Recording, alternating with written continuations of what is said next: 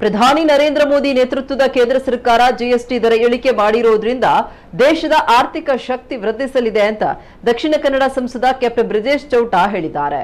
ಅವರು ದಕ್ಷಿಣ ಕನ್ನಡ ಜಿಲ್ಲಾ ಬಿಜೆಪಿ ಕಚೇರಿಯಲ್ಲಿ ಬುಧವಾರ ಸುದ್ದಿಗೋಷ್ಠಿಯಲ್ಲಿ ಮಾತನಾಡಿ, ನವರಾತ್ರಿ ಸಂಭ್ರಮದ ವೇಳೆ ಜಿಎಸ್ಟಿ ಇಳಿಕೆಯ ಮೂಲಕ ಉಳಿತಾಯದ ಉತ್ಸವ ಸಾಕಾರ ಆಗ್ತಾ ಇದೆ.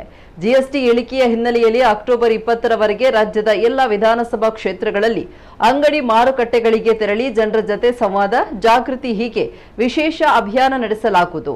ಇದೀಗ ಜನರ ಖರೀದಿ ಶಕ್ತಿ ಹೆಚ್ಚಾಗಿದೆ. ಬೇಡಿಕೆಯೊಂದಿಗೆ ಉತ್ಪಾದನೆಯೂ ಅಧಿಕವಾಗಲಿದೆ. ಆಹಾರ, ಬಟ್ಟೆ, ವಸತಿ ಕಡಿಮೆ ಬೆಲೆಯಲ್ಲಿ ದೊರೆಯಲಿದೆ. ವಾಹನಗಳ ಬೆಲೆ ಈಗಾಗಲೇ ಇಳಿಕೆಯಾಗಿದೆ. ಹನಿ ನೀರಾವರಿ, ಕೃಷಿ ಯಂತ್ರೋಪಕರಣಗಳ ಬೆಲೆ ಇಳಿಕೆಯಿಂದ ರೈತರಿಗೆ ಅನುಕೂಲವಾಗಲಿದೆ ಅಂತ ಬ್ರಿಜೇಶ್ ಚೌಟಾ ವಿವರಿಸಿದರು.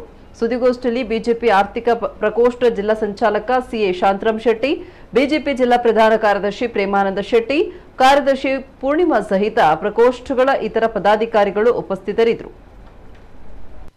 ನಮ್ಮ ಹೆಮ್ಮೆಯ ಪ್ರಧಾನಮಂತ್ರಿ ನರೇಂದ್ರ ಮೋದಿ ಮತ್ತು ಕೇಂದ್ರದ ವಿತ್ತ ಸಚಿವರಾದಂಥ ನಿರ್ಮಲಾ ಸೀತಾರಾಮನ್ ಅವರು ಈ ಬಾರಿ ಐತಿಹಾಸಿಕ ನೆಕ್ಸ್ಟ್ ಜನರೇಷನ್ ಜಿಎಸ್ಟಿಯ ಒಂದು ಸುಧಾರಣೆಗಳನ್ನು ತಂದು ಈ ಬಾರಿಯ ನವರಾತ್ರಿ ಉತ್ಸವ ಮತ್ತು ಮುಂದೆ ಬರುವಂಥ ಎಲ್ಲ ಹಬ್ಬಗಳು ಒಂದು ವಿಶೇಷ ರೀತಿಯಲ್ಲಿ ಆಚರಣೆ ಮಾಡಲಿಕ್ಕೆ ನಮಗೆಲ್ಲರಿಗೆ ಅವಕಾಶ ಮಾಡಿ ಕೊಟ್ಟಿದ್ದಾರೆ.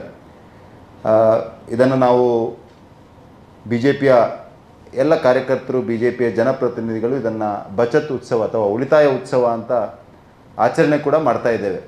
ಬಂಧುಗಳೇ, ಈ ಜಿ ಎಸ್ ಟಿ ಸುಧಾರಣೆ ಕೇವಲ ಒಂದು ತೆರಿಗೆ ಬದಲಾವಣೆ ಅಲ್ಲ. ಇದು ಬದಲಾಗಿ ಇದು ಇಡೀ ದೇಶದ ಜನರಿಗೆ ಒಂದು ಉಳಿತಾಯದ ಹಬ್ಬವಾಗಿದೆ. ಅಂದರೆ ಜನರಲ್ಲಿ ಪರ್ಚೇಸಿಂಗ್ ಪವರನ್ನು ಇನ್ಕ್ರೀಸ್ ಮಾಡುವಂಥ ಒಂದು ನಿರ್ಧಾರ, ಇಕಾನಮಿಯಲ್ಲಿ ಮಾರ್ಕೆಟ್ನಲ್ಲಿ ಕನ್ಸಂಪ್ಷನನ್ನು ಇನ್ಕ್ರೀಸ್ ಮಾಡುವಂಥ ಒಂದು ನಿರ್ಧಾರ. ಇದರ ಮುಖಾಂತರ ಡಿಮಾಂಡ್ ವೃದ್ಧಿ ಆಗಲಿಕ್ಕಿದೆ, ಜನರಲ್ಲಿ ಹಣ ಉಳಿತಾಯ ಆಗಲಿಕ್ಕಿದೆ, ಅವರ ಪರ್ಚೇಸಿಂಗ್ ಪವರ್ ಇನ್ಕ್ರೀಸ್ ಆಗಲಿಕ್ಕಿದೆ. ಬೇಸಿಕಲಿ ಈ ಸುಧಾರಣೆಯ ಕಾರಣಕ್ಕೆ ದೇಶದ ನಾಗರಿಕರ ಜೇಬಿನಲ್ಲಿ ಹೆಚ್ಚು ಹಣ ಉಳಿಯುವಂತೆ ಮಾಡುವಂಥ ಒಂದು ಅತ್ಯಂತ ಪ್ರಮುಖ ನಿರ್ಧಾರವನ್ನು ಈ ಜಿ ಎಸ್ ಟಿ ಸುಧಾರಣೆಯ ಮುಖಾಂತರ ನಮ್ಮ ಸರ್ಕಾರ ತೆಗೆದುಕೊಂಡಿದೆ ಅಂತ ಅತ್ಯಂತ ಸಂತೋಷದಿಂದ ಈ ಸಂದರ್ಭದಲ್ಲಿ ಹೇಳಲಿಕ್ಕೆ ಬಯಸ್ತಾ ಇದ್ದೇನೆ.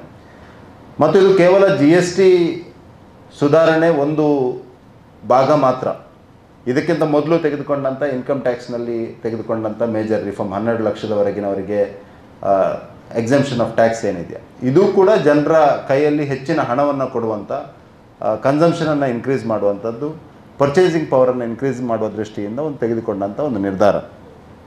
ಈ ಬಾರಿಯ generation next generation G S T ಅಂತ ಏನು ಕರಿತೇವೆ, ಅಥವಾ ಜಿ ಎಸ್ ಟಿ 2.0 ಅಂತ ಏನು ಕರಿತೇವೆ, ಇದರ ಅತ್ಯಂತ ಪ್ರಮುಖ ಆಕರ್ಷಣೆ ಅಂದರೆ ಒಟ್ಟು ಹಿಂದೆ 4 ಹಂತದ 5%, 12%, 18% ಮತ್ತು 28% ತೆರಿಗೆ ವ್ಯವಸ್ಥೆ ಇತ್ತು. ಇದನ್ನು ಸರಳೀಕೃತಗೊಳಿಸುವಂಥ ವ್ಯವಸ್ಥೆಯನ್ನು ಇದರ ಮುಖಾಂತರ ಮಾಡಿದ್ದೇವೆ. ಅಂದರೆ 2 ಪ್ರಮುಖ ದರಗಳು, ಒಂದು ಮೆರಿಟ್ ರೇಟ್ 5%, ಇನ್ನೊಂದು ಸ್ಟ್ಯಾಂಡರ್ಡ್ ರೇಟ್ 18% ಅಂತ 2 ರೇಟ್ನಲ್ಲಿ ಮಾಡಿದ್ದಾರೆ.